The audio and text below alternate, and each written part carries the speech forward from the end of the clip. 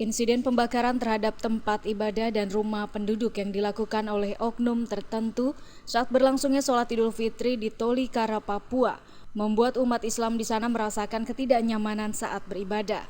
Insiden tersebut memakan 11 korban jiwa akibat luka tembak, satu diantaranya telah tewas, serta beberapa rumah penduduk terbakar. Menyikapi hal tersebut, Persekutuan Gereja Indonesia (PGI) sangat menyesalkan dan mengecam keras aksi brutal yang dilakukan oleh oknum yang tak bertanggung jawab. Ketua Umum PGI Hendriate Tabita Huta Barat juga menyayangkan aparat keamanan setempat tidak cepat tanggap saat surat edaran larangan perayaan Idul Fitri dibuat oleh GIDI.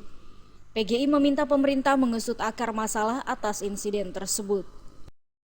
Karena itu PGI mengecam keras terjadinya pembubaran salat Id dan pembakaran rumah ibadah, dalam hal ini masjid. Peristiwa ini amat memprihatinkan karena tidak mencerminkan semangat kerukunan yang terus kita tumbuh kembangkan bersama di tanah air yang kita cintai ini. Senada dengan PGI, Persekutuan Gereja dan Lembaga Injil Indonesia juga menyesalkan insiden brutal tersebut. Ketua Umum PGLII Roni Mandang menilai bahwa seharusnya insiden tersebut dapat dicegah dari awal jika tokoh agama dan tokoh adat di sana dapat berdialog secara kekeluargaan.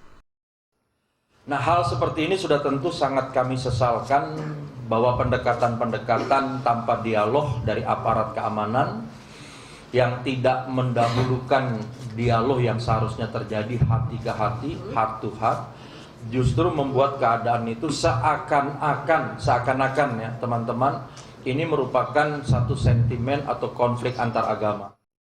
Dari Jakarta, Rudi Wijaya dan Rifan Alfidian melaporkan.